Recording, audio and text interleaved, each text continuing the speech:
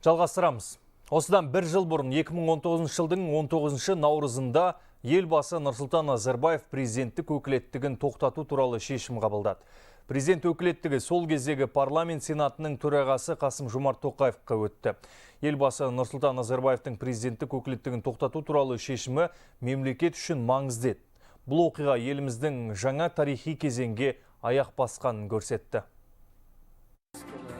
19 наурызда жасалған маңызды саяси шешім Қазақстанда билік ауысуының эволюциялық моделінің қалыптасқанын дәлелдейді. Бұл қағида кез келген мемлекет үшін өте маңызды. Елбасы білікті саясаткер ретінде заңдық және конституциялық деңгейде биліктің легитимді әрі бейбіт жолмен ауысуының негізін жасады. Тұңғыш президенттің КСРО ыдырағаннан кейін заманауи мемлекет құрудағы рөлі де зор.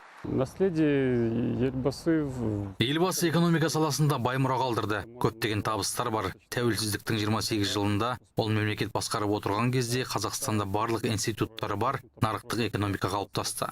Бұл жай сөз емес. Өйткені тмд елдерінің барлығында ол институттар жұмыс істемейді. Бізде бәсекелестік орта бар.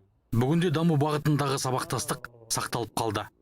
Әрбір ұрпақтың атқаратын өз міндеттері бар. Болашақта елдегі жаңғырту процестерін жалғастыратында жастар, бірақ елбасы секілді білікті саясаткерлердің өмірлік тәжірибесі өте маңызды. Сондықтан тұңғыш президент тәуелсіз Қазақстанның негізін қалаушы ретінде басшылардың жаңа буынының билікке келуін қамтамасыз етуді өз міндетіне алып отыр. Нұрсұлтан Әбішұлының халықаралық сахнадағы беделі зор. Елбасы қазірде белсенді жұмыс атқаруда. Бүгінгі таңда Нұрсұлтан Назарбаевты аймақтық халықаралық қауіпсіздік жүйесінің және орталық Азиядағы көп жақты қарым-қатынастардың көпшілік мойындаған ақсақалы деп айтуға болады. Ішкі саяси бағытта да, сыртқы саясатта да сабақтастық бар. Жастар одайы елбасының қамқорлығында. Тұңғыш президенттің бастамасымен талантты және шығармашыл жастарды қолдауға арналған сүбелі жобалар да көп.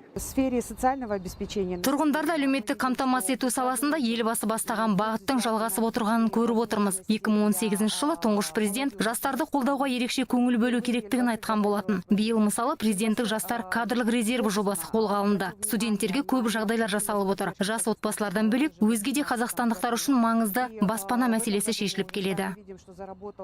Кез келген көшбасшы қабылдаған шешімдеріне жауапты. Қазіргі жағдайда посткеңестік мемлекеттер үшін ойланбай жасалған билік транзиті қоғамды ыдыратып, экономикалық дағдарысқа келіп, тіпті егемендігіне нұқсан келтіруі мүмкін еді. Осындай қауіптің алдын алу мақсатында елбасының ерік жігерінің арқасында Қазақстанда билік транзиті жасалды. Бұл ел игілігі үшін жасалған маңызды шешім дейді сарапшылар. Ұлан Нарынбек, Владимир Бовкис, Хабар 24.